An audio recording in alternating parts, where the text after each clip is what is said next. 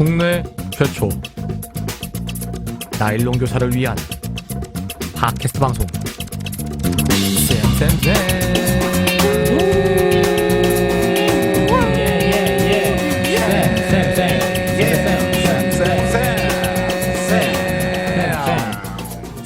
쌤. 야. 반갑습니다. 지난 28일 교육부가 또 뭐 발표했습니다. 오. 요즘 발표 잘한다. 네. 그러니까, 아니 우리 아이고야. 선생님들께서 또 이제 뭐 학예회다 뭐 학기말 막 준비하시느라고 정신 없으실 것 같아서 아마 놓치셨을 네. 것 같아요. 그래서 좀 챙겨드리려고 교육부가 뭐 하나 또 발표했는데요. 대입제도 공정성 강화 방안을 자, 발표했습니다. 길다. 예. 아니, 공정성을 강화하는 건 좋은 기네. 아, 야. 뭐 그렇네, 네. 그렇네. 예. 예, 우리가 자주 얘기했던 학생부 종합전형 또 논술 전형에 선발 인원이 많았던 예, 그런 학교들 있죠. 서울대 연구대 포함한 서울 소재 16개 대학이 2023학년도까지 그러니까 지금 중3 학생들이 대입 보는 때죠. 그때까지 대학 수학 능력 시험 위주의 정시 비율을 40% 이상으로 늘리겠다고 밝혔습니다. 이야. 큰 결단했네. 큰 결단. 야. 지난 저희가 그 학종 팩트 체크에서 네. 뭐 사실상 뭐 대수술 필요할 줄 알았는데 뭐 그렇게까지 비리가 막 있고 막 부모 찬스가 막 있고 그건 좀 아니더라. 네.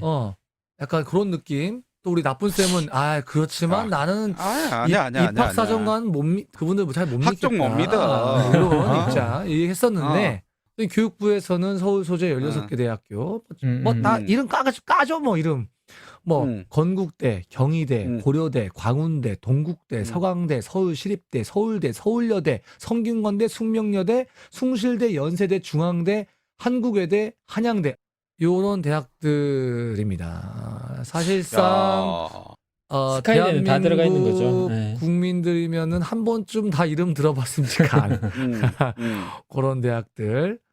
우리가 그래도 좀 대학 잘 갔네 라고 소위 좀 얘기하는 그런 대학들 소유 소재 이런 대학들이 다 포함됐습니다.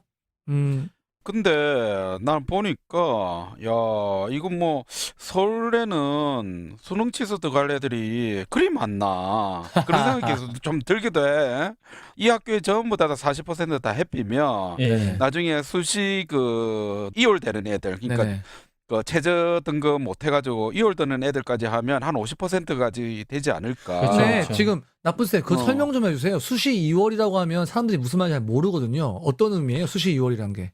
그러니까 수시 이제 합격해놓고 네네. 야들한테 이제 그 옵션을 하나 대학에서 걸잖아. 네. 뭐라고? 자, 수능에서 이 과목에는 이 정도 등급을 나와야지만 우리 학교에 입학을 시켜주겠다. 그게 바로 이제 최저 등급. 수시 등급, 최저 등급 네. 뭐 이렇게 우리가 부르는 거죠. 네네. 그런데 실제로 보니까 이거 못 채우는 애들이 상당수 있는 값더라고. 있죠, 보니까. 있죠. 네. 원래는 모의고사 때 나왔는데 실제로는 떨어졌거나 이런 학생도 생각보다 많고. 예. 그러면 어떻게 하죠? 그러니까 결국 그에 떨어진 티오들이 정시에서 일정 점수 이상 얻은 애들이 이제 그 자리를 차고 들어오는 거지. 그렇죠. 저는 걱정이 되는 게 네네. 이걸 듣고 나서 고3 담임 선생님들이 어떤 마음일까 하는 생각이 들거든요. 그렇습니다. 이렇게 약간 50% 되면은 거의 고3 2학기는 아예 수업을 들을 필요가 없는 거죠. 수능만 준비하고 학원만 다니면 되고 하니까 그러면 고3에 수업을 할 수가 없는 지경에 빠지고 생활 지도도 안 될 뿐더러 그러면 교육 불가능해지는 그런 학급이 뻔하게 보이거든요. 그럼 뭐 교육하지 그거는 뭐 말라는 고등학교도 거지. 안 가봐놓고는 뭐 무슨 소리 하노? 지금 중학교도 안 가본 초등학교 쌤들. 듣는 소리가 있잖아요. 그 맨날 죽어라 가르치는데 저희 고3 담임 선생님 만나보면 뭐 애들 다 엎드려 자거나 학원 가거나 아예 학교 절반 이상 학교를 안 오거나 이런 시인데 이게 50%가 되면 더 심해지겠죠. 아 지금 이제는 40% 아, 이거 팩트로 얘기합시다. 50%가 되는 거잖아요. 사실상 50%. 뭐 그럴 수도 있겠지. 재수생들 그다음에 수시 2월 이거 하면 사실상 50%가 넘는다고 봐야죠. 45% 넘는 건 누구나 다 알고 있는 사실인데 네. 그게 팩트잖아요. 그러니까 말이 안 되는 거죠. 수업하지 말라는 얘기인 거죠. 솔직히 저는 제주도잖아요. 음. 그리고 나쁜 쌤 부산이고 이게 지방으로 영향을 안 미쳤으면 좋겠어요. 지방 국공립대에 영향을 좀 안 미쳤으면 좋겠어요. 그냥 이거는 서울에 그들- 그들만의 리그로 그냥 끝나고 그렇지. 우리 지방 애들 좀 건들지 않았으면 좋겠네. 뭐 인천에 사는 뭐 좋은 쌤은 흥분해도 뭐 우리 부산대라든지 동아대 뭐 경성대 부경대 뭐 이런 데는 안 할 끼니까 뭐 큰 문제 없지 않을까. 아니 그런데 우리 애들은 그래도 부산에 있는 애들도 다 서울대 가야 되고 연고대 가야 되는데 다 해당되는 거잖아요. 아유 예, 모든 것이 다 해당되는 나 안 거예요. 가봐서 잘 모르겠다 나는. 나도 거긴 안 가봐서 모르겠지만 이런 거 있잖아요. 스카이에서 뭔가 하면은 다 따라하는 약간 그런 우리나라 분위기. 괜히 그렇게 해가지고 지방 국공립대마저 정시 확대 분위기로 좀 가는 그런 일은 좀 없었으면 좋겠다. 좀 이렇게 좀 지방인의 한 사람으로서 좀 바람해 봅니다. 예. 아니 근데 오늘 방송 내용하고 이거 뭐 우리 윤회 장관님이 조금 우리 방송을 알고 있었는 것 그렇죠. 같아요. 우리가 오늘 우리 배용 토크할 거 알고 있었나 봐. 그러니까 딱 그거를 맞춰가지고 딱 발표를 하시네. 시기 그러니까. 적절하게 딱 해주시네요. 예. 그러니까. 저희가 잠시 뒤에 한번 저희 예고 드렸었죠. 교사 배움 토크. 학부모들이 우리 선생님들에게 와서 선생님 우리 아이 학원 보내야 되나요? 초등편, 중등편을 마치고 이제 이 양반이 좀 잘 나가는 것 같으니까 저희가 한 번 더 모셔서 방송을 하겠노라고 그렇게 약속을 드린 바 있습니다. 네, 그래서 저희가 잠시 중간 시그널 듣고 사교육 걱정 없는 세상 또 구본창 국장님 모셔놓고 또 요 이야기 한번 깊이 있게 나눠보도록 하겠습니다.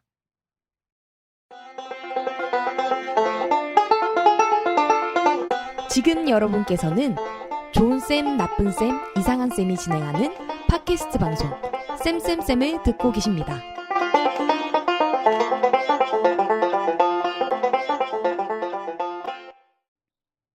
네, 오늘 방송 나가는 시점으로 해서 내일 모레 12월 4일이면 수능 성적표가 나옵니다. 야, 애들 그렇구나. 간절이겠는데. 그러니까요. 두 조마조마할 것 같은데. 분은 그 수능 성적표 나왔던 날 혹시 기억하십니까? 난 성적이 너무 잘 나와가지고 단어를 불렀지. 안장하겠다 진짜. 이거 내 성적표 봤어? 아니 못 봤죠. 말을 하지 못 말라고. 봤죠. 네네. 아니 우리 조은 쌤은요? 저는 망한 걸 알고 있었기 때문에 뭐 담담했습니다. 이미 망한 걸 알고 있었기 때문에. 네. 네, 뭐.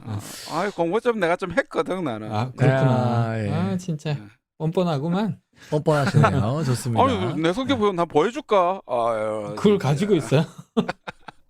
내 어딘가 있을 거야. 저도 가채점 하고 나서 성적표 기대도 안 했었던 그런 가슴 아픈 기억이 있습니다. 수능 성적표 나오면 물론 뭐 가채점 다 해봤겠지만 우는 애들도 많고 그렇죠.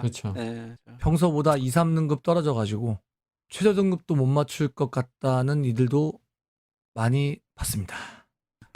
정말 세계적으로 유례가 없는 전국에서 동시적으로 이루어지는 상대평가. 이 시험 한 방. 이것에 의해서 아이들이 울고 웃고 한다는 것이 너무 참 가슴 아픈 것 같아요. 그렇죠. 제가 지난번 방송에서 얘기했던 것 같은데, 야, 진짜 감독도 힘들고, 그러니까요. 시험 치는 사람도 힘들고, 야, 이거는 진짜 유례 없는 서로 힘든 네. 그런 시험이 아닌가 이런 생각이 들어요. 예. 그래서 저희가 다시 한번 모셨습니다. 이분이 그 시사학기 정관용이 나오는 거 보면서 저희가 한 번 더 모셔야 되겠다 이런 마음으로 지난 방송에 이어서 3회 연속이죠. 3회 연속으로 다시 모셨습니다. 사교육 걱정 없는 세상에 구본창 정책국장님 모시겠습니다. 반갑습니다. 예, 반갑습니다. 반갑습니다. 안녕하십니까. 반갑습니다. 세 번째 나오니까 이제 제가 하는 팟캐스트 같네요. 아니 이거 뭔데 이거? 아, 이것도 병 걸리셨네. 그만큼 병 친숙하다는 걸리셨어. 거죠. 아, 예. 아니 친숙하다. 중요한 거는 저희 방송 모니터링은 제대로 하시고 계시는 거 맞습니까? 일단 방송에 충실하고 모니터링은 못 해보고 있습니다. 아니 뭐 모니터링도 안 해보셨으면서 뭐 자기 방송이라 합니까? 아니 근데 뭐 그럴 수도 있죠. 근데 지난달에 교육부 장관님이 2025년 이제 일괄 폐지 자사고 등록고 일괄 폐지 방송 오전에 발표한 이후에 오후에 뭐 여기저기 방송사 한 3군데 뛰셨다면서요. 네. 어디 3군데. 뛰셨어요? CBS랑 또 어디 뛰셨어요? CBS 뛰고 네. YTN 뛰고 네네. KTV라고 아, 딱 아, 맞네. 국회 딱 맞네. 방송. 국회 방송. 국회 맞네. 방송. 예, YTN, 3군데. CBS, 그다음 국회 방송. 네네. 어. 딱 이 아. 3군데가 우리 방송 듣는 데잖아. 우리 방송 오바가심하다. 방송 야. 듣고 그냥 손에 아. 들어갔네. 딱 알겠네. 자, 저희 방송에 왜냐하면 지난번에 선생님 네. 저희 아이 학원 보내야 할까요? 중등편까지 녹음했지 않습니까? 네네. 그렇죠. 네. 네, 그렇죠. 그거 듣고 섭외대가 들어간 거예요. 아, 아, 그렇구나. 그러면 출연료 네. 7대3 해야 되는 거 아닙니까? 이후간 그러니까. 효과가 있군요. 네. 네. 아니 국장님 출연료 좀 네, 토해내셔야겠는데요. 언제 한번 쌤. 만나서 제가 밥이라도 아니, 한번 사야겠네요. 인터뷰에도 출연료가 있나? 그런 거 인터뷰에도? 출연료가 있어요? 예. 있겠지. 없어요? 뉴스 인터뷰는 출연료가 없고요. 없어. 예, TV 토론은 출연료가 있습니다. 그치, 아, 그치. 아쉽네. 자. 그래서 오늘은 말이죠. 고등편을 준비했는데요. 사실 고등학교 선생님한테 학부모가 찾아와가지고 선생님 저희 아이 학원 보내야 할까요? 이렇게 묻는 경우는 실질적으로 거의 없습니다. 그렇지 그렇죠. 않습니까? 아니 있어. 있나요? 아니 우리 특수하고 애들 같은 경우에는 학부모가 네네. 그런 거 한 번씩 물어봐. 아, 그래요? 예, 그거는 굉장히 특성화돼 있는 경우로 제가 생각하겠고요. 예. 그래서 제목을 살짝 바꿨습니다. 음. 아마 우리 고등학교에서 계신 선생님들이 이 질문을 더 많이 받지 않으실까 하는 생각에서 그렇죠. 선생님, 저희 아이 수능 어떻게 준비해야 하나요? 하는 아. 이야기를 한번 나눠보도록 하겠습니다. 예. 우리 두 분 좋은 쌤, 나쁜 쌤은 나쁜 쌤 워낙 공부 열심히 하셨다고 하시니까 네. 수능 준비들 어떻게 하셨습니까, 과거에? 아, 저 같은 경우는 학교에서 그 왜 연교시 이런 거 하잖아요. 네네. 7시 정도에 학교 가서 그때부터 방송 EBS였나요? 방송으로 문제 풀고 그쵸, 그쵸. 그리고 책상 위에 기억이 안 나는데 한 20권 정도 문제집을 사. 아, 대박. 그렇죠? 똑같은 돈이 문제집 사라 많이 그러면 걷다. 20권 사가지고 그거만 계속 수업 시간에도 그거 풀고. 가장 했던 기억이 비효율적인 납니다. 방법인데요. 그렇죠. 굉장히 비효율적이네.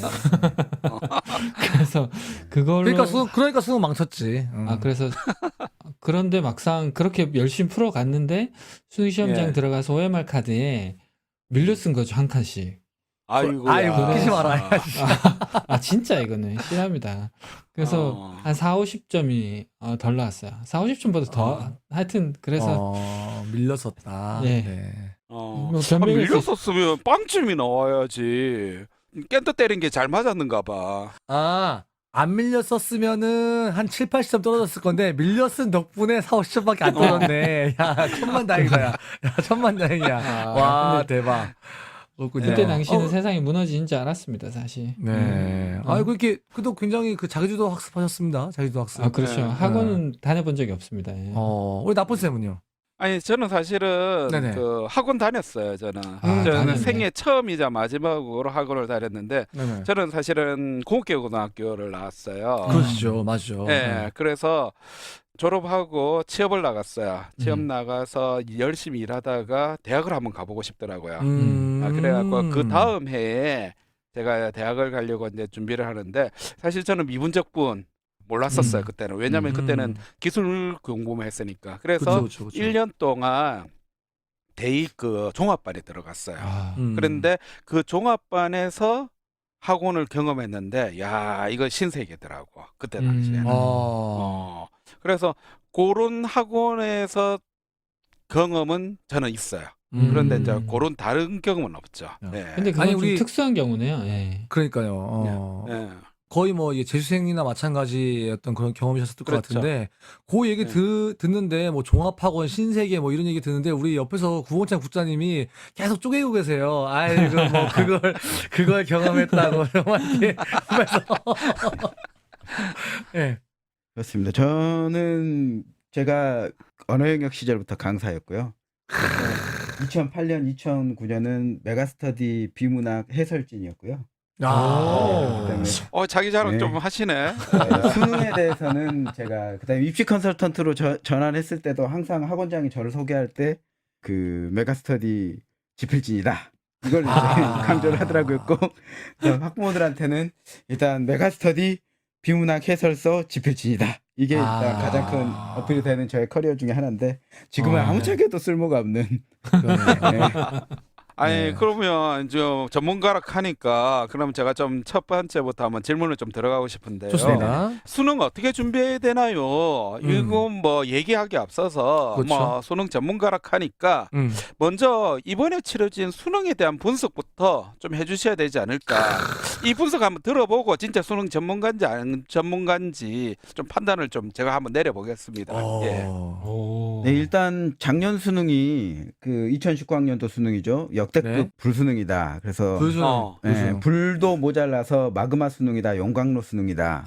뭐 이런 평가를 받았던 수능이고 교육과정 평가원장이 이 초고난도 문제 출제를 통해서 난도 조절에 실패한 부분을 대국민 사과까지 했던 그런 수능 아니겠습니까? 그렇죠. 그래서 그렇죠. 이제 올해 수능도 그 여파에 준해서 네네. 어느 정도 난도로 출제됐느냐 이런 부분들이 굉장히 좀 주목이 많이 됐던 상황입니다. 난이도 이거 네. 중요하죠. 예. 네, 그래서 작년에 이제 역대급 불수능에 요인 제공을 했던 국어 영역 같은 경우에 1등급 컷이 한 100점 만점 중에 84점 정도에서 형성돼서 정말 어려웠다 이런 평가를 받았는데 올해 수능 국어 영역 같은 경우에는 90점대 초반대로 1등급 컷이 형성될 것이다라고 예상이 되고 있어서 국어 영역은 예년 때에 비해 무난하다.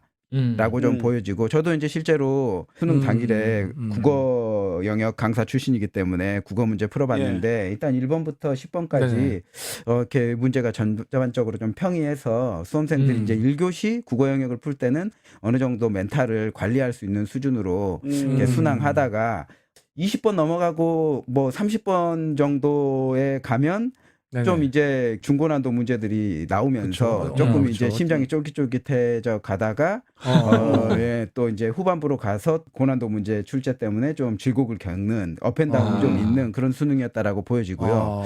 뭐 영어 같은 경우에는 절대평가됐지만 사실 이런 정도의 난도의 영어 시험을 왜 절대평가로 유지를 하느냐라는 비판이 나올 정도로 네. 90점 맞으면 1등급이지만 절대평가 취지 자체는 한 수능 1등급이 10% 정도 나오게 하겠다. 뭐 이런 취지가 네. 있었는데 그렇죠. 1등급 예. 비율이 한 뭐 많아야 한 6% 정도 선에서 형성되지 않겠는가라고 좀 보여지고 그만큼 수학- 어렵다는 말씀이신 그렇죠. 거죠? 수학 같은 경우는 자연계 수학은 좀 평이하다라는 평가를 듣고 있는데 인문계 수학 같은 경우에는 굉장히 어려웠다. 어려운 이유가 킬러 문항의 난도는 다소 좀 완화되었지만 그 중수준의 문항의 난도가 급격하게 상승해서 수험생들이 어려움을 겪은 것으로 보인다. 그래서 1등급 컷이 100점 만점 중에 한 80점 중반대 정도에 형성되지 않겠는가. 그러면 이제 인문계열 유형으로 시험을 치른 학생들은 작년 역대급 불수능하고 비슷한 체감 난도가 되는 것이겠고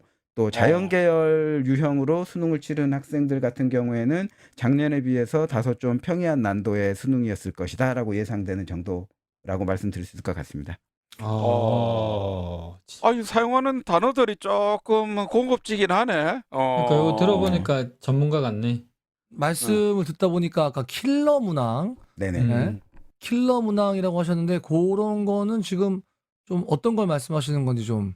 네, 이제 무슨 전통적으로 수학 같은 경우에는 마지막 문제 30번 문항이 킬러 문항인데 네.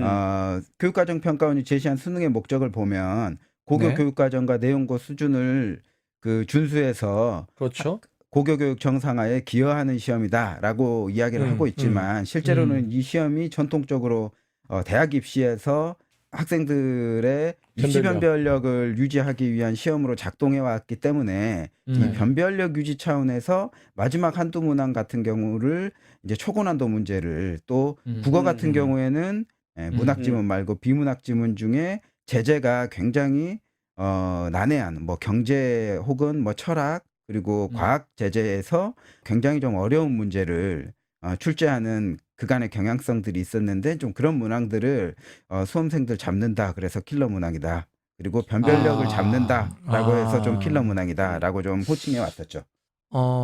그렇군요. 그러면은 말이죠.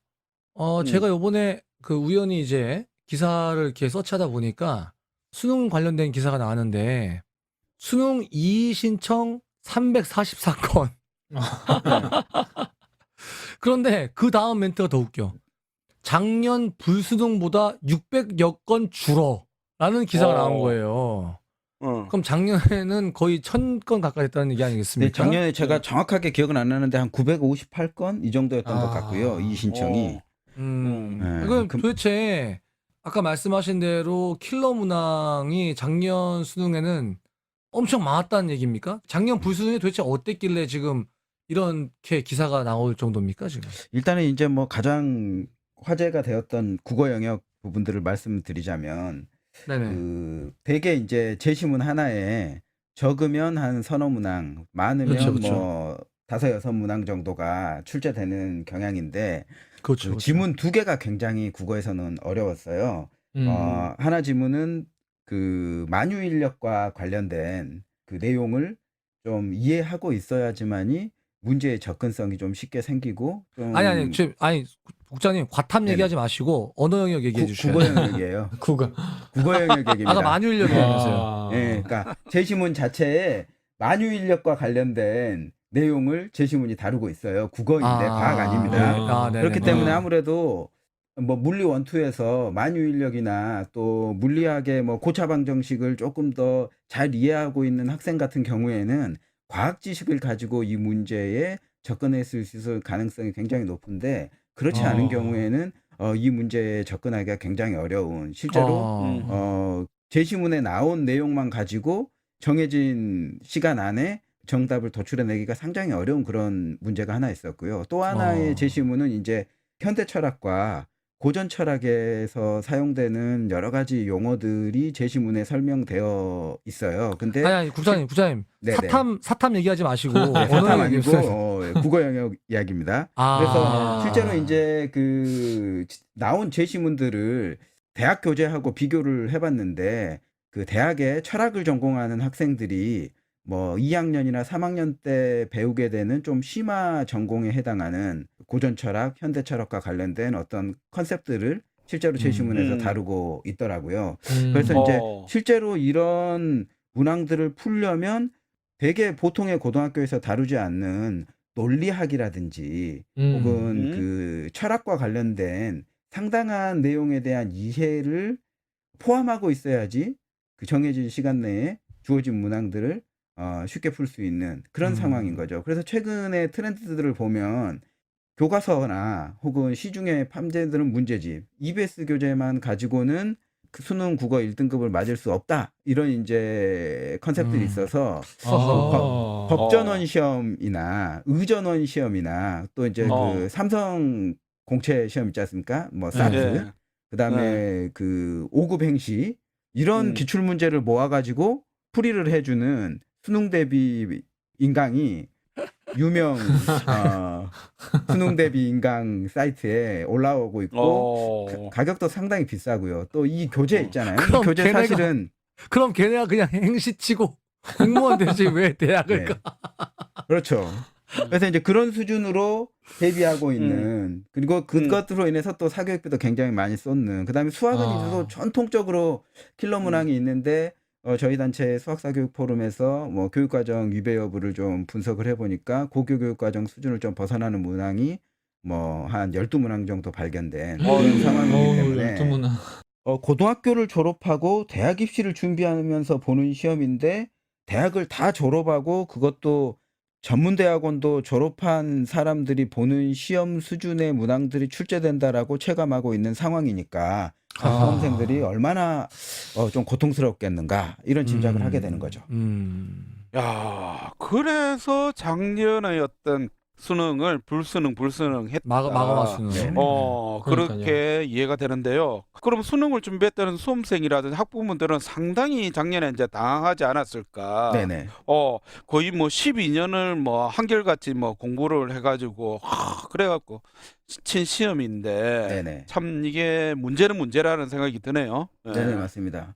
실제로 학부모 한 분께서 민원 차원에서 이제 항의를 하셨는데 수원의 모 여고에서 내신 성적이 굉장히 우수한 학생인 거죠. 그래서 수능을 이제 1등급 수능 최저 뭐 스카이 대학은 또 뭐 수시에서도 수능 최저 학력 기준을 다 걸고 있기 때문에 높게 수능 최저 학력 기준을 만족을 시켜야 되니까 수능 고득점을 막기 위해서 이제 학원을 알아보는데 수원도 사실 영통구 이런 데가 유명한 사교육 과열지구인데도 이쪽에서 대비가 불가능하다. 그래서 대치동에 있는 유명 수능 학원의 문을 두드렸더니 수원에 사시네요. 우리는 수원 지역에 사는 학생은 받지 않습니다.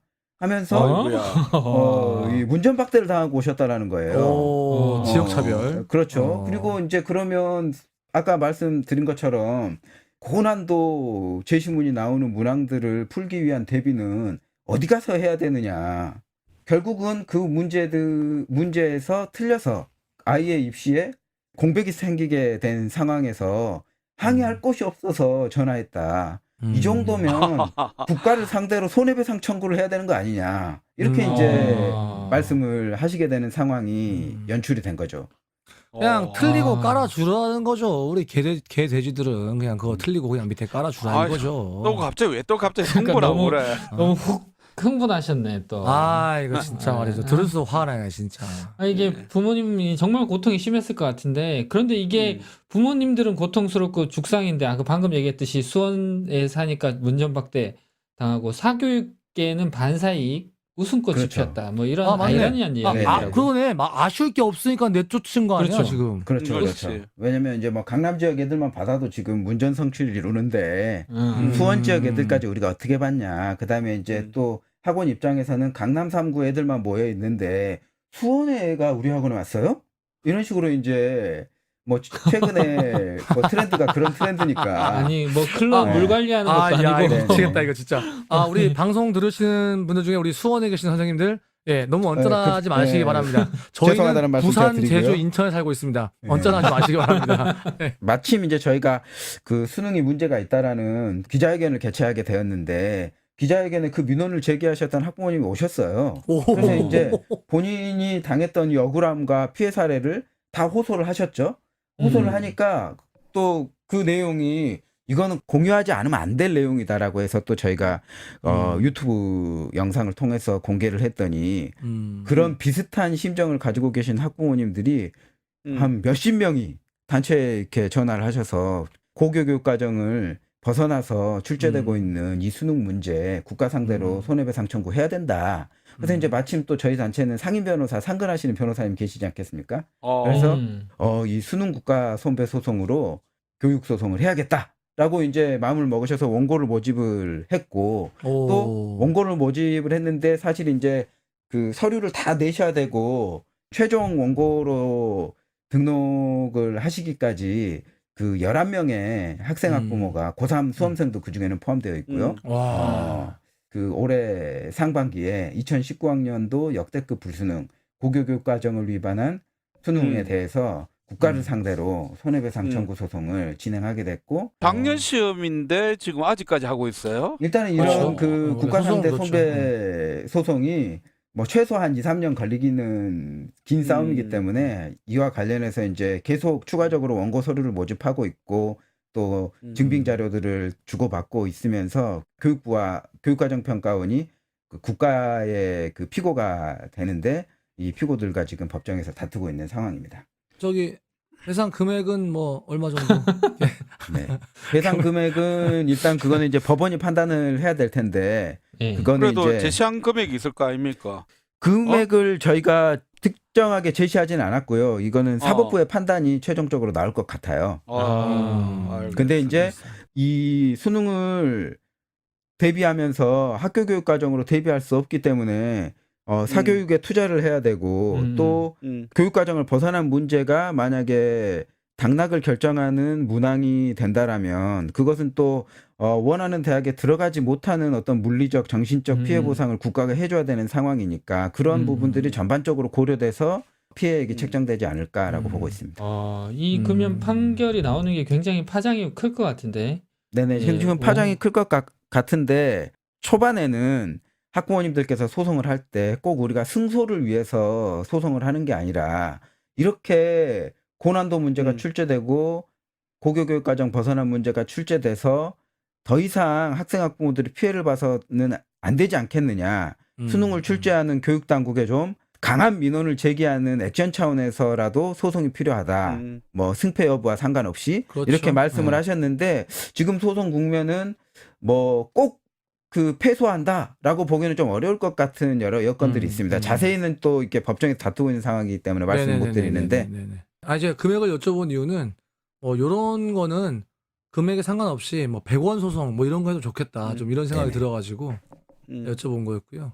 아니 이렇게 소송까지 가는 수능 문제를 놓고 뭐 제가 지난번에 MBC 100분 토론을 봤는데 그게 공신 강성태 씨가 이 수능 문제는 선생님들이 오랜 시간 동안 호텔에 뭐 감금까지 되어가면서 낸 양질의 문제다 그런 취지로 얘기를 네네. 하셨던 걸로 제가 기억되는데 이게 사실 맞습니까 이거?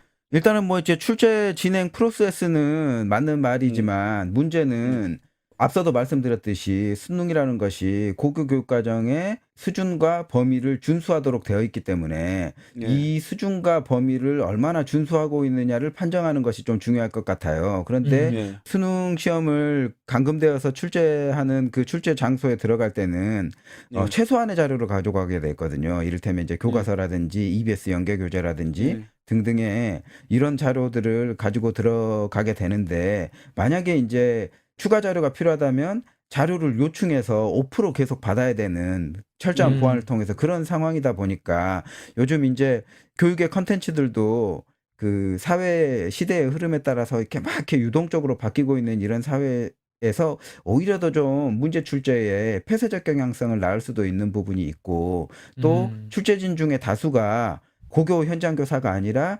교수이고 또 전통적으로 위계질서상 교수가 출제권에서 교사보다 좀 더 우위를 한컵 차지하게 위에 되는 있죠. 그렇죠. 이런 상황이 연출이 되잖아요. 그래서 교수가 사실 고교교육 과정의 내용과 수준을 얼마나 이해하고 있는가 이런 문제 제기는 수능뿐만 아니라 대학별고사 출제에서도 항상 제기되고 있는 문제이거든요. 그리고 이 문제는 고교교육 과정을 벗어났다라는 이의 신청이 그 출제진 내부에서 있고 또 회의를 통해서도 그런 내용이 나오더라도 또 다수가 암묵적으로 관행상 이것들을 눌러버리면 교육과정을 벗어난 문항이 또 실제로도 출제 가능성이 상당히 있다라고 보기 때문에 뭐 학교 내신 같은 경우에는 학교 내부에 몇몇 선생님들이 내지만 수능은 수십 명의 교수와 교사가 오랜 기간 동안 감금되어서 출제하기 때문에 고퀄 아니냐 이런 이야기를 할 수는 있겠지만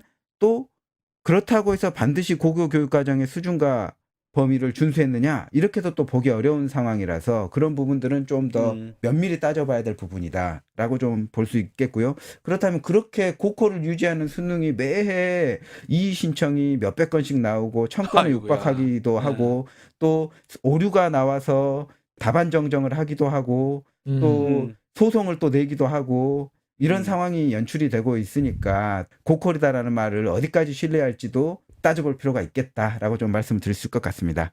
그렇네요. 제 주변에도 모의고사 출제하시는 분들 계시는데 네네. 굉장히 힘든데 과연 이게 고퀄인가 하는 본인 스스로가 의문을 제기하시는 걸 봤었습니다. 네네. 그래서 이제 모의고사 얘기를 꺼내주셔서 하는 얘기인데 실전 수능이 고난도로 막 출제가 되다 보니까 사실 이제 평가원이 출제하는 6모, 9모, 6월 모의평가와 9월 모의평가를 이제 줄여서 6모, 9모라고 하는데 6모, 9모도 실전 수준의 사실은 그 시험장이지 않겠습니까? 그래서 그쵸. 이제 좀 난도가 뛰어오르는 업앤다운이 있는 이런 상황이 연출이 되고 또 교육청에서 치러지는 학력평가 예, 그것도 이제 수능 모의 시험인데 교육청이 주관하는 모의 평가죠. 뭐 서울시 교육청, 뭐 인천교 교육청, 뭐 경기 교육청이 주관해서 전체 교육청이 보지 않습니까? 그래서 그렇죠. 학평 같은 경우에는 또 학평의 수준이 실전 수준을 못 미치면 안 된다라는 이런 인식이 교육청 내에 생기기 때문에 전반적으로 육모, 구모도 그렇고 학평까지 동시에 난도가 상승하고 또 고교교육 과정을 벗어난 문항 출제가 진행된다라는 민원들이 실제로 좀 제기가 되고 있고 그래서 전반적으로 수능을 대비하기 위한 학평, 모평뿐만 아니라 실전까지 고교 교육 과정의 수준과 범위를 정확하게 준수할 수 있는 토대를 만드는 작업이 지금 좀 시급한 작업이라고 보고 있습니다. 사실 그 정시가 확대되는 분위기가 형성되고 있잖아요. 그렇죠. 그래서 수능을 음. 준비해야 된다는 어떤 두려움도 학부모한테 많고. 아유, 그럼요. 그래서 학부모가 학기 초나 이렇게 찾아와서 선생님, 저희 아이 수능 어떻게 준비해야 되나요? 이렇게 질문을 할 수가 있을 것 같거든요. 정시 확대된다는데 어떻게 해야 돼요? 막 되게 불안하잖아요. 그렇죠. 어. 뭐 우리는 돈도 없어서 수능 쪽 쉽게 가요 이런 것도 못 봤는데 이런 물음을 할 때 어떻게 대답해야 될까요, 우리가? 일단은 이제 사실 학교에서 현실적으로 보면 네. 고3 단계에서는 상당히 다수의 학교가 수능 대비에 열을 올릴 수밖에 없는 그런 상황이거든요. 그래서 네. 그렇겠죠. 고3 3월과 또 6, 7월에 나오는 그 EBS 수능 연계교재 풀이에 또 굉장히 많은 투자를 해주는 상황이고 그래서 학교를 믿고 또 수능 대비를 잘 하십시오라고 하기에는 수능과 학교 교육 과정의 미스매치가 사실상 발생해요. 이게 핵심이네. 11월에 치르는 수능인데 사실 수능 시험 범위는 고교 교육 과정이 다 그렇죠. 끝났다라는 전제로 시험 범위가 책정된 맞아요. 수능이기 예. 때문에 사실 학교에서 열심히 그 고3 때 그 수능 최저 등급을 맞추고 또 수능 점수를 잘 맞을 수 있도록 대비를 해주더라도 이 구조적인 모순이 있을 수밖에 없거든요. 그래서 이런 점들이 좀 해결돼야 될 필요가 있겠고 또 사실 2015 개정교육과정 체제에서는 공통 과목과 통합 과목 중심으로 수능 시험 범위가 짜여져 있어야 되는데 또 선택 과목들이 대거 수능 시험에 포함되어 있기 때문에 사실 고등학교 1학년, 2학년, 3학년 내내 수능 시험 범위에 해당하는 어떤 내용들을 학교가 다뤄줘야지 되는데 또 2015 개정교육과정은 이 문제풀이 위주의 그 수업과 평가를 하라는 교육과정이 아니고 뭐 과정 학생이 중심 과목도 평가를 해라. 선택하고 또 체험이라든지 토론이라든지 발표라든지 뭐 실험이라든지 이런 거를 강조하는 교육과정이잖아요. 그래서 그렇죠. 전반적으로 교육과정에서 주장하고 있는 수업과 평가의 체제, 내용과 또 현재 오지선다형 객관식 시험으로 대변되는 수능 시험의 시험 유형 체계와 불협화음이 굉장히 좀 심한 상황이라서 학부모님들께서 오셔서 우리 아이 수능 시험 어떻게 준비해야 될까요? 하면 교사 입장에서는 굉장히 난감할 수밖에 없는 사실. 그러니까 우리 보고 어쩌라고 국장님한테 질문하는 거 아닙니까? 교사 입장에서는 이렇게 될 수밖에 없는 안 상황인 맞으니까요. 안 맞으니까 학부모님 학교를 빼세요. 이렇게 얘기할 수는 그래서 이제 없지 않습니까? 그 현실적으로 뭐 그 과거와 달리 수시와 정시의 비율이 굉장히 좀 역전 구조가 생겨서 수시에서 수능 최저학력 기준을 요구하지 않는 전형으로 대학을 가려는 학생 학부모 계층에서는 사실상 수능 어떻게 준비해야 될까요? 이런 문제 제기를 하시지 않겠지만 여전히 그렇죠. 또 소위 말하는 상위권 대학에서는 수능 최저학력 기준이 수시에서도 걸려 있고 또 수시에서 안 되면 또 정시에서 수능으로 또 승부를 봐야 되기 때문에 그렇죠. 정시 늘린다는데. 학부모님들 입장에서는 현행 정시 비중이 확대되는 그런 상황이 연출됐을 때 수능 대비 어떻게 해야 되느냐는 학부모님도 곤혹스럽지만 학교도 곤혹스러워지는 환경이 되니까 도대체 이런 결정을 대통령은 왜 말씀하셨고 교육부는 대통령의 발언에 왜 따라가는지 그 부분은 이제 저로서는 좀 이해가 안 되는 그런 상황이라고 말씀드릴 수밖에 없는 그런 아니 그러면 상황이네요. 이렇게 물어봤는데 우리도 어머님 그래서 이제 저희도 현재- 골치 아파요. 이렇게. 네네. 그래서 이제 다수의 선택지가 뭐 이렇게 좀 사교육을 의존하는 그런 상황이 연출되지만 가장 좀 합리적으로 보기에는 모든 그 연구 논문에서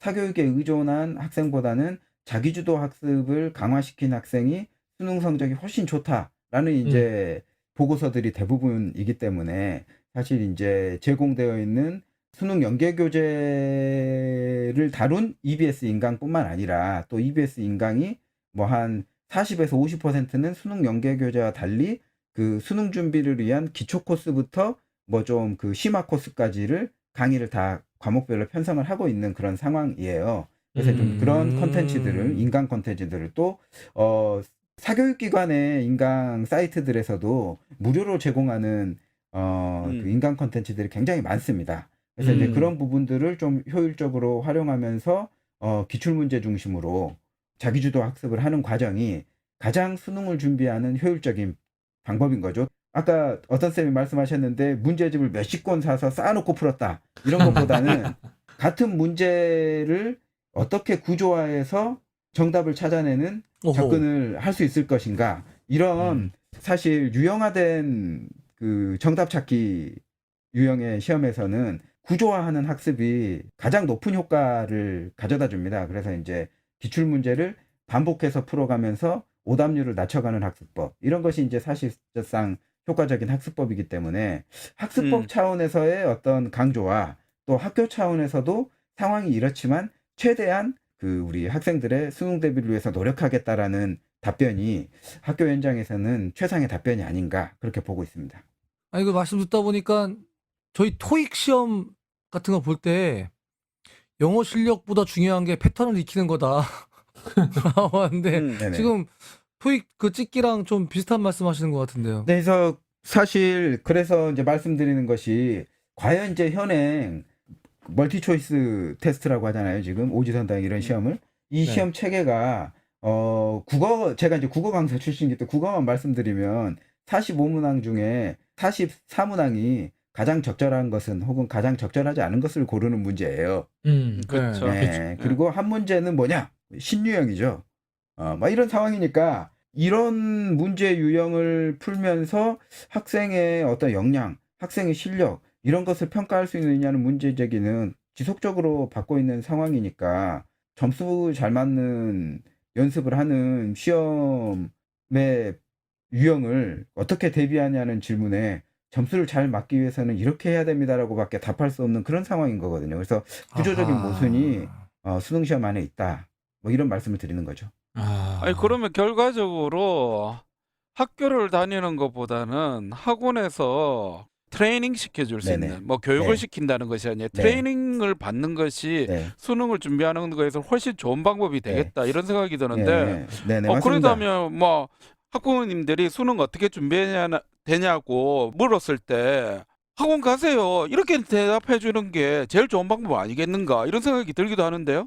네네, 이제 그럴 수도 있는데 사실 상황이 보면 수능을 대비하기 위해서 이제 학원에 가게 된다라면 상당한 비용이 지출되기 때문에 왜냐하면 수능이 뭐 국어 한 과목 있고 영어 2과목 보고 수학 3과목 보고 이런 게 아니라 수능을 대비하려면 국영수에 적어도 선택 과목에 2과목 정도는 치러야 되니까 5과목을 대비하기 위한 학원을 다니십시오 이렇게 하게 되는 상황이 연출이 되는 건데 그랬을 때에 학부모가 갖게 될 사교육비 그럼요. 부담이라는 것은 굉장한 프레셔로 다가올 수밖에 없는 거고 결국은 그렇죠. 우리 아이는 돈이 웃어야 없으니까 돼. 대비를 할 수 없겠구나 이렇게 되는 상황이 연출되는 건데 그거는 사실 바람직한 상황이 아니잖아요. 그래서 그런 방식으로 대응해서는 안 될 것 같고 최대한 사실 학교 차원에서는 학교가 대비할 수 있는 만큼의 대비를 또 진행하고 또 그런 부족한 부분들은 무료로 제공되는 여러 컨텐츠들을 활용할 수 있는 방법들을 소개해주는 상황이 좀 최선이 아닌가라고 보는 거죠. 그냥 국장님, 엄마 아빠가 돈이 겁나 많아. 네네. 그리고 얘 최소 졸업할 수 있는 출결수만 채우고 전부 학원으로 빼. 네네. 돈이 많으니까 금수저야.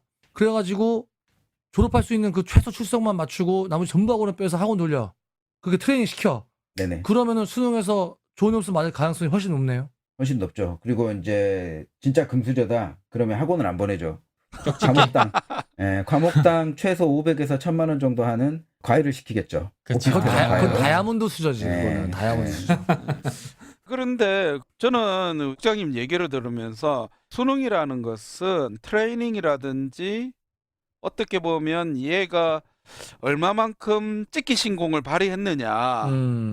이게 결국은 달려 있는 게 아닌가 이런 생각이 네네. 드는데 맞습니다. 그렇다고 해서 그 교사 입장에서 이런 얘기 못 하잖아요. 그렇죠. 그래도 조금 번듯한 얘기는 좀 한마디 정도는 해줄 수 있도록 해줘야 되는 거 아닌가. 학원 가라 말도 못하고 그렇다고 해서 뭐 학교에서 열심히 하겠다 하지만 실제로 열심히 되지도 않는 거고 그럴 때 학부모에게 좀 안심시킬 수 있는 한마디 어떤 게 있을까요? 굉장히 이게 고민스러운 질문인데요. 어렵다. 네, 어려운 어렵다, 진짜. 질문입니다. 어렵다. 네. 네. 네. 당황하실 때가 있네. 네. 굉장히 당황스럽습니다. 이거는 답변이 굉장히 어려운데요. 네. 콘테도 네. 없는 질문을 나쁜 네. 쌤이 던져서 지금 네. 국장님이 그러니까 그 수많은 나쁘다, 사교육 진짜. 경력을 네. 갖고 계신 우리 방송 현실- 3사에 출연하시는 우리 국장님 지금 당황하고 계셔. 네. 현실적으로 이거는 좀 멋들어지게 할 수 있는 말이 저는 없을 것 같은데요. 그만큼 비참하다. 수능이 학교 교육 과정과 괴리가 크고 실제로 이제 뭐 이렇게 정시 확대 분위기가 연출이 되니까 중학생들이 자퇴를 많이 하고 있거든요. 중학생들이 자퇴를 많이 하고 있어요. 서울 지역에서는. 검정고시 가겠다는 거지. 네, 그래서 검정고시 하고 그 정시가 늘어날 거니까 뭐 이렇게 재수종합반에 등록해서 빨리 대학을 가겠다. 뭐 이런 상황인 거죠. 그리고 제가 이제 중학교 고등학교 과정은 그냥 검정고시로 그냥 검정고시로 받아버리고. 하고요. 퉁쳐버리겠다는 그래서 거지. 네, 그리고 이제 실제로 정시 확대 분위기가 있을 때 뭐 이렇게 이름만 대면 아는 그 교육계의 교육평론가 분께서도 그런 말씀을 하셨거든요. 정시가 과도하게 확대되면 공교육이 붕괴되고 수능 준비는 사실 메가스터디로 대변되는 사교육기관이 학교보다 더 잘할 수 있기 때문에 대부분이 중학교를 졸업하고 검정고시를 통해서 대입 기회를 얻은 다음에 대학에 일찍 진학하는 조기 코스를 밟을 것이다. 근데 이제 저는 실제로 이제 그 경험을 제가 한 게 제가 이제 수능 초창기 세대인데 96학년도에 수능을 치르고 그때는 이제 거의 수능 100이다시피 그렇죠. 되어 있는 그 시절이었기 때문에 100이었죠, 예. 100. 예. 군대 가서 만난 친구인데 아버지가 당시 이제 지금은 이제 알 수도 없는 그런 회사인데 거평프레아 13% 주식을 가지고 계신 소위 말하는 진짜 다이아몬드 수저죠. 근데 이제 다이아몬드 수저네요. 이 친구가 실제로 중학교 중퇴하고 검정고시 보고 그다음에 고졸 검정고시 보고 18살에 수능 치러서 대학에 간. 근데 자기 주변에는 그런 애들이 많다. 이렇게 이제 이야기를 하니까 실제로 이제 부모의 자본이 뒷받침되고 또 교육의 목적이 그 인간의 그 전인격적 성장에 두지 않고 그냥 대학 입시로 보시는 분들은 과감하게 공교육제도에서 사교육기관으로 갈아탈 수 있는 그런 상황이 연출될 가능성이 굉장히 큰 거죠. 아따 참 빙빙 돌려서 그냥 얘기를 하시네. 듣다 보니까 고등학교 입시 준비하셔야 되는 분들은 좀 답답할 것 같다. 이런 생각이 또 들고 그러네요. 그렇다면 이게 신문 기사를 제가 찾아보니까 13분에 결정되는 학종, 8시간에 결정되는 수능이라는 신문 기사 제목이 있더라고요. 그거 봤는데 8시간 만에 학생 인생이 결정되는 이게 수능인데 이게 말이 됩니까? 그거 싫어서 수시도 나오고 했었는데 네네. 아이들이 그것 때문에 목숨 걸기도 하고 하는 이 슬픈 세상에 그러면 이 시험, 이 수능이라는 시험이 이게 좀 어떻게 바뀌어 가야 될 것 같습니까?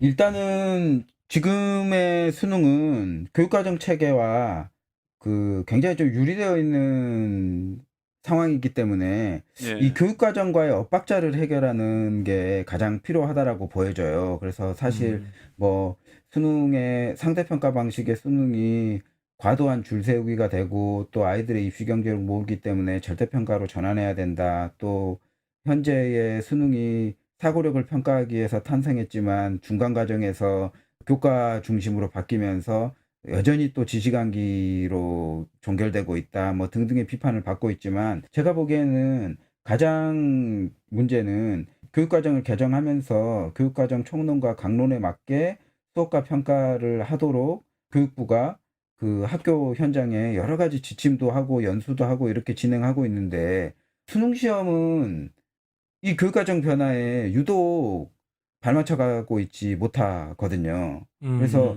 이 교육과정과의 불협화음 문제를 좀 심각하게 해결할 필요가 있다. 그것은 수능 시험 범위의 문제일 수도 있고, 그러니까 예를 들면 2015 개정 교육과정 경우에는 고등학교 1학년 때는 공통과목과 통합과목 중심으로 또 이 공통과목과 통합과목이 고교 때 배워야 될 지식들을 다 대강화해서 교과 내용 체계를 만든 상황들 아니겠습니까? 그래서 네. 사실 그런 측면에서 보면 1학년 때 공통 통합 과목 배우고 2, 3학년 때는 자기 진로 적성에 맞게 과목을 선택해라. 이런 취지의 교육 과정이라면 선택 자율권을 대폭 확대하기 위해서 사실 1학년에 배우는 공통 통합 과목 중심으로 시험 범위를 책정을 해야 될 텐데 그렇지 않고 일반 선택, 2학년 때 대부분 선택하는 일반 선택은 물론이고 3학년 때 좀 선택의 폭이 넓어질 진로 선택 과목까지 수능 시험 범위에 포함이 되어 있단 말이죠. 이런 이제 미스매치도 굉장히 문제가 있고 또 앞서도 말씀드렸지만 교육 과정에서는 역량 중심의 교육 과정이라고 해가지고 뭐 아이들한테 토론도 하라 그러고 발표도 열심히 하라 그러고 그다음에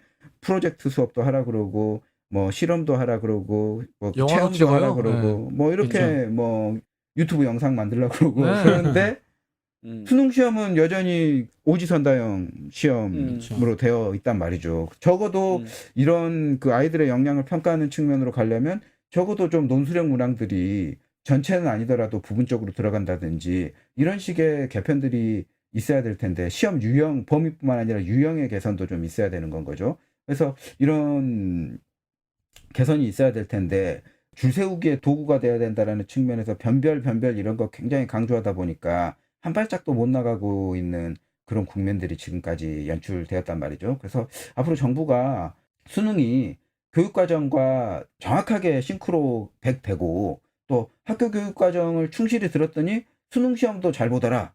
이런 상황이 완전하게 이렇게 세팅이 된다라면 경시를 100% 한다고 한들 무슨 문제가 되겠습니까? 근데 그렇죠. 지금 이제 교육과정과 수능이 좀 맞지 않고 또 그 미래사회 인재를 육성한다라는 차원에서의 어떤 그 역량에서 봤을 때도 좀 후진적이고 또 전 세계에 이렇게 일본도 지금 교육개혁을 시도해가지고 기존 센터 시험을 논술형으로 과감하게 바꾸겠다라는 개혁을 실시하고 있는 판에 아 진짜요? 우리만 네, 일본이요? 네, 네, 네, 바꿨대요? 네, 바꾸려고 한대요? 아니 바꿨대요? 네. 바꿀 계획을 단계적으로 세우고 있고 또 실제로 이제 저 같은 경우에는 이제 친인척이 일본에 거주하시는 분이 있어서 네네네. 일본에서 센터 시험 없앤다면서요? 이렇게 얘기했더니 센터 시험 없애죠. 수능 없앤대. 이렇게 이제 이미 자녀를 다 와. 취직까지 시키신 국민이 반응을 하고 계시는 상황이니까 아 뭐 기분 이렇게 나쁘네 또. 아베 정권이 뭐 상당한 개혁을 추진하고 있다. 이것은 이제 좀 아. 그 기정사실인 것 같고요. 대한민국만 유독 이 교육개혁에서 뒤처지고 있다. 이런 생각이 드는 거죠. 아 예. 아 이거 뭐 말씀 듣다 보니까 벌써 이렇게 시간이 됐는데 막상 저희가 준비했던 제목 "선생님 우리 아이 수능 어떻게 준비해야 하나요?" 라고 질문 들어왔을 때 우리 선생님 답변을 어떻게 해야 되냐라는 거에 대해서는 굉장히 짧게 답변하셨어요. 그냥 짧게. 그 주변 얘기를 많이 하시고 정리하면 이렇습니다. 자 우리 선생님들 자 학부모님이 이렇게 물어보시면 우선 학교를 믿고 학교도 열심히 준비하고 있으니까 학교 믿고 보내실 때 인강도 좀 챙겨 들으시고 무료 인강도 많으니까 인강도 좀 챙겨 들으시고 EBS 연계교재 관련된 또 EBS 강의 이거 열심히 들으시고 이 문제 푸실 때 그냥 문제 쌓아놓고 풀지 말고 유형별로 패턴 분석하시면서 그렇게 좀 준비하시면 좋겠다 라고 이런 구질구질한 답변을 해야 된다는 거 하나 그거 하고 좀 더 멋들어진 답변을 하려고 하지만 할 말이 없다는 거. 요렇게 지금 사교육 업계에서 이름 날리셨던 분이 저희에게 말씀해 주셨어요. 참 이거 마음 아픕니다. 이런 우리 답변 들으시고 선생님들께 좀 답답함 드리면서 방송을 마무리해야 될 것 같은 불길한 예감이 드는데요. 우리 조은쌤, 예. 계속 지금 막 머리 막 글쩍글쩍 거저보시고 계신데 어떻게 들으셨어요? 예, 저는 그 제목을 정하고 이 제목과 관련돼서 좀 이렇게 시원한 사이다 시원한. 같은 응. 답변이 나올 줄 알았는데 역시나 그런 답변은 없는 것 같고 우리 아이가 대학 갈 그 수능 준비해야 될 때 수능이 어떻게 바뀔지 모르겠지만 여전히 답은 모르겠습니다. 그런데 한 가지 저는 깨달은 건 네네. 그 사교육 힘이 의존하는 게 아니라 자기 주도적인 학생이 연구 결과에 그 사교육 많이 받은 학생을 뛰어넘을 수 있다. 이런 말을 좀 들은 것이 저희 귀에 남아서 저희 자녀 그리고 저희 학생 제가 가르치는 학생들한테는 좀 자기 주도적인 학생으로 가르쳐야 되겠다. 그런 생각을 네. 좀 했습니다. 이게 뭐 그런데 여전히 좀 이 방송 끝나고 나서 답답하네요. 네. 수능 이거 고쳐야 되겠다. 고쳐져야 된다. 달라져야 된다. 이런 생각이 좀 많이 듭니다. 지금 나쁜 쌤은요 좀 전혀 마음에 안 든 표정이에요 지금. 그죠? 지금 전혀 마음에 안 든 표정이에요 지금. 어떻게 들으셨어요 나쁜 쌤? 고등학교에 계신데. 아니 뭐 솔직히 뭐 저는 수능이라든지 뭐 이런 학종이라든지 이런 거하고 뭐 직접적인 연관 이런 거는 좀 덜한 학교에 지금 근무하고 있지만 네. 여전히 이 수능이라는 것이 지금 현재 뭐 언론상에서 나오지만 그 영향력이라는 것이 엄청나잖아요. 그럼요. 그렇죠. 그럼에도 불구하고 이 교사들이 거기에 대해서 정확하게 이건 이렇게 해야 된다, 저건 저렇게 해야 된다라고 말할 수 없는 현상이 좀 정말 답답하고 이거를 어떻게 바꿔야 될까 정말 고민이 되는 그런 방송이 아니었던가 이런 생각이 드는 것 같은데요. 그런데 참 오늘 방송은 역대 그 구본창 국장님하고 했던 방송 중에 제일 답답한 방송이네요. 네. 그렇습니다. 별로 마음에 안 드네요. 이제 그만 오셔야겠어요. 솔직히 우리가 그 첫 번째 우리 아이 학원 보내야 할까 초등편 시원시원하지 않습니까? 그렇죠, 그렇죠. 그냥 막 돌직구. 어, 네. 근데 국장님 오늘 좀 고구마입니다. 이거 어떻게 하면 좋죠? 네네. 해고구마인데요. 입시가 이렇게 그 국민들을 답답하게 할 수밖에 없는 대한민국의 현실이 아닌가라는 생각이 들고 그래서 뭐 이렇게 교육개혁만 말하면 뭐 대학 입시 개편한다, 대학 입시 개혁한다 이렇게 이야기하지만 실제적으로 또 이 사회 구조의 여러 문제가 대학 입시를 이렇게 바꾼들 저렇게 바꾼들 사실상 아이들을 입시 경쟁에서 제대로 해방시켜주지 못하는 그런 상황으로 연출하지 않는가. 그래서 최근에 저는 우리나라가 유엔 아동권리위원회에 유엔 네. 아동권리 협약을 맺은 지 지금 30주년이 돼서 아이고야. 6차 보고서까지 지금 유엔 아동권리위원회에 공고를 받고 있는데 올해 유독 강력했어요. 대한민국의 교육 목표는 입시 경쟁에만 있냐. 아이들을 볼모로 돈을 버는 것이 목적인 거냐. 도대체 교육의 본래 목적인 교육을 통한 인격적 성장은 어디 간 거냐. 이런 공고사항이 올해 공고에 줄을 이루고 있거든요. 그래서 이 정말 아동의 권리 또 아동의 여가권, 아동의 진정한 성장을 위해서는 뭐 대학 입시뿐만 아니라 또 우리 교육의 전반적인 어떤 변화가 필요한 상황인데 이렇게 변화가 더디다 보니까 제가 오늘 정말 해고구마 같은 말씀밖에 드리지 못하지 않았나 그런 생각이 들면서 앞으로 또 교육시민 운동을 하는 활동가로서 더 열심히 할 수밖에 없겠다. 그런 말씀을 드리면서 좀 마무리를 해야 될 것 같습니다. 저는 마무리 들어가셨네. 네. 저는 제 소감 대신에 요 마지막 질문으로 좀 제 소감을 가름하려고 하는데요. 저희 아이가 아시는 분 아시지만 중학생입니다. 네. 국장님, 네네. 뭐 2025년대야 뭐 고교학점제 들어오고 뭔가 바뀌고 막 이런다는데 사실 중학생인 저희 아이는 2025년도에는 이미 대학생이 됐거나 아니면 군대 가 있거나 뭐 그랬을 수 있는데 성인인데 저희 아이 말씀하신 대로 학교 열심히 다니면서 EBS 연계 강의 듣고 또 기출문제 중심으로 문제 잘 풀고 하면 좋은 대학 갈 수 있는 거 맞습니까? 갑자기 상담을 하고 난리고. 거기에 두 글자를 빼면 제가 확실히 말씀을 드릴 수 두 글자 있는데요. 뭡니까? 두 조은을 글자. 빼면 됩니다. 조은을 빼면 됩니다. 그렇네요. 네, 답답하네요. 이건 시원하네. 이건 뭐가 시원하네. 시원합니까? 뭐가 시원합니까? 지금 내가 먹은 고구마 중에 이 고구마가 제일 답답한데 지금. 예. 알겠습니다. 네, 아마 많은 분들이 저와 같은 생각을 하고 계시지 않을까 하는 생각에서 제가 마지막 질문 드렸던 거고요. 오늘도 우리 구원찬 국장님 모시고 교사 배움 토크, 저희 아이 학원 보내야 하나요? 그 세 번째 이야기, 저희 아이 수능 어떻게 준비해야 되나요? 라는 질문을 받았을 때 우리가 선생님들이 뭐라고 답변해야 될까 하는 고민해보는 그런 시간을 저희가 함께 가져봤습니다. 사이다로 시작해서 고구마로 끝난 방송. 하지만 저희가 고구마를 왜 먹겠습니까? 답답한 사람이 물을 찾는 겁니다. 저희가 함께 이 답답한 교육계 우물을 같이 팠으면 좋겠습니다. 긴 시간 함께 해주신 우리 청취자 여러분 감사드리고요. 또 3회에 걸쳐 나와주신 우리 구원찬 국장님 대단히 감사합니다. 네, 감사합니다. 감사합니다. 쌤쌤쌤은 선생님들의 참여로 만들어집니다. 구독, 좋아요, 댓글, 팟캐스트 3종 세트 잊지 마시고 쌤쌤쌤 페이스북 페이지도 많은 방문 부탁드립니다.